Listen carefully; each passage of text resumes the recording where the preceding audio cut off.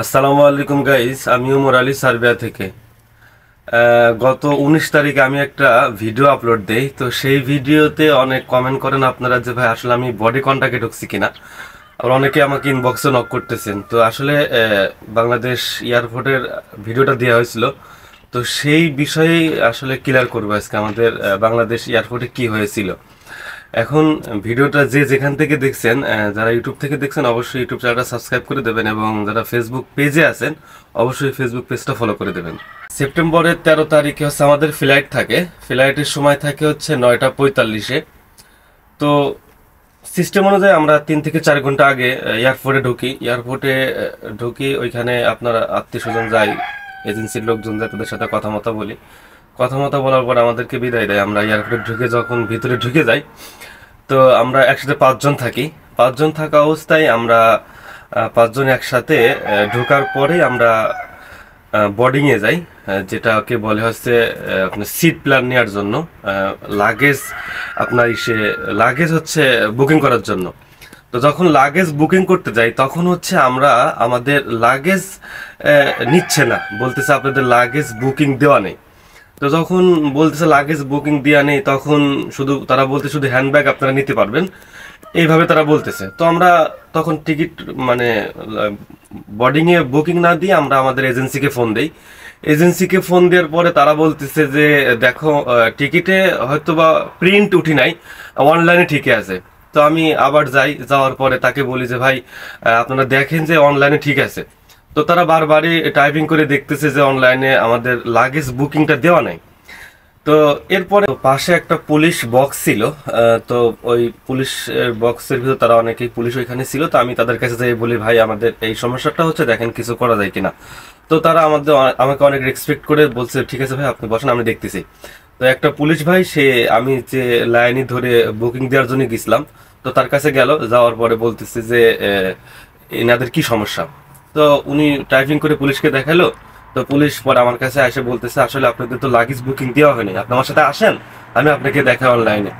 তো আমি যখন পুলিশ আমাকে নিয়ে গেল ডাইরেক্ট ভিতরে সাইডে নিয়ে যেয়ে আমাকে কম্পিউটার টিপে দেখাচ্ছে যে দেখেন, মানে দুইটা টিকিট দেখাইছে। একটা লোক যে টিকিট অলরেডি মানে দুইটা মানে যে অলরেডি লাগেজ বুকিং দিচ্ছিল তারটা দেখাচ্ছে, দেখেন তার 30 কেজির ওজন এইখানে লেখা রয়েছে।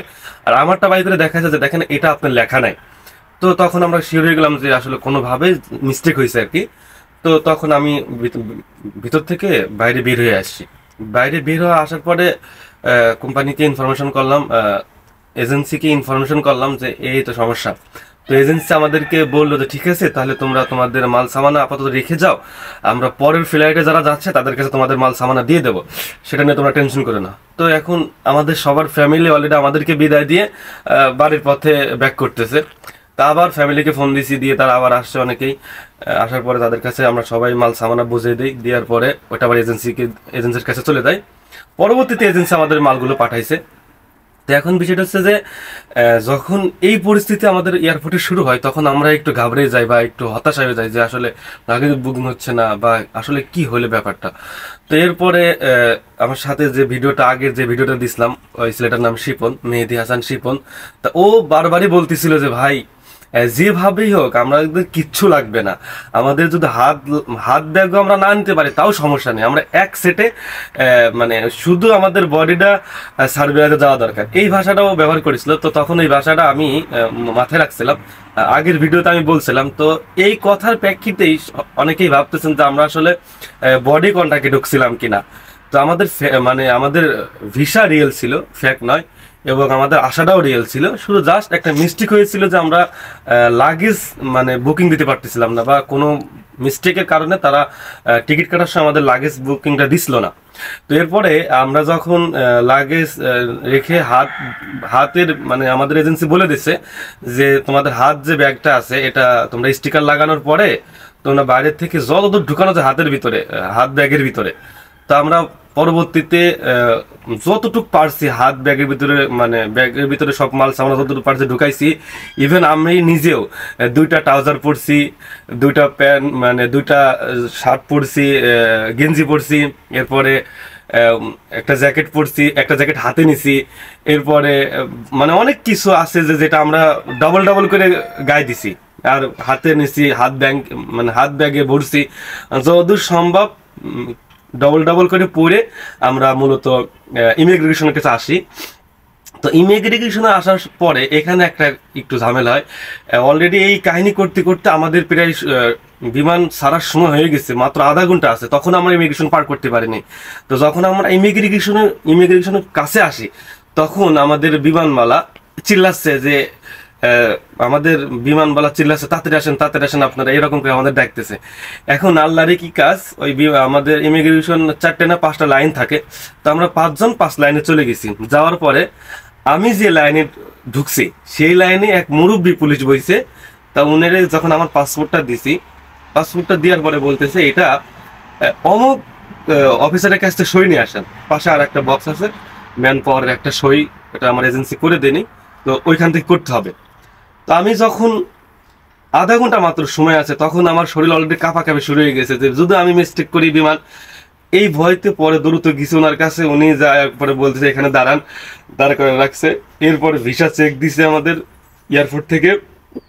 এরপরে আসছি, তখন মনে হয় মেবি আর 15 মিনিট আছে। এর ভিতরে বিমানবালা প্রচুর চিল্লাচ্ছে আমাদের প্রতি যে তাড়াতাড়ি আসেন, ইমিগ্রেশন ওই পাশ থেকে সে আমাদেরকে ডাকাডাকি করতেছে। তো আমি যে পুলিশের কাছে গেছি, এই পুলিশ সার্বিয়া সার্চ দিয়ে কমপ্লেট খুঁজে পাচ্ছে না। আমার তো আরো কাঁপা শুরু হয়ে গেছে যে কি সার্বিয়ার নাম খুঁজে পাচ্ছে না উনি অনলাইনে। এরপরে কি করব, উনি পাচ্ছে না। পরে আমার সাথে যে 4 জন ছিল, 4 জন ধুয়ে গেছে, আমি খালি বাকি রয়েছি লাস্ট পর্যায়ে এসে। তো পরে আমি ওনার কাছে, উনি বলতেছে দেখেন আমি খুঁজে পাচ্ছি না, আপনি ওই স্যারের কাছে যান। তো উনি আমাকে পাসপোর্ট দিয়ে দিছে। দেওয়ার পরে আমি আরেক স্যারের কাছে গেছি, উনি দ্রুত করে খুঁজে বাই করে দিছে। দেওয়ার পরে তারপরে ওনার কাছ থেকে হচ্ছে ওই ইমিগ্রেশন পাস নিয়ে পরে ঢুকছি। ঢোকার পরে এরপরে বিমানে উঠছি। বিমানে ওঠার পরে হচ্ছে আমরা 9:45-এ ছাড়ার কথা ছিল, সেখানে 10টার পরে বিমান ছাড়ে। তো এই হচ্ছে অবস্থা। আর বাকি আমাদের ভিসাও রিয়েল ছিল এবং আমাদের আশাটাও ঠিক ছিল। আমরা বডি কন্ট্যাক্টে আসি নাই, আমি সুস্থ মতনই বা রিয়েল ভাবেই আসছি। তো যারা কনফিউজের ভিতরে ছিলেন ভাই আমি আসলে মানে বডি কন্ট্যাক্টে আসছি কিনা, তো ছোটখাটো মিস্টেক বা ছোটখাটো সমস্যা হইতে পারে আপনাদেরকে এয়ারপোর্টে। তো এটা আসলে আপনারা মাথা ঠান্ডা করে সলভ করবেন। এবং অবশ্যই যেহেতু সিস্টেম আছে যে এই 3-4 ঘন্টা আগে এয়ারপোর্টে যাইতে হয়, এটা আপনারা অবশ্যই মাথায় রাখবেন। 3 থেকে 4 ঘন্টা বা 5 ঘন্টা আগে আপনারা ঢুকবেন।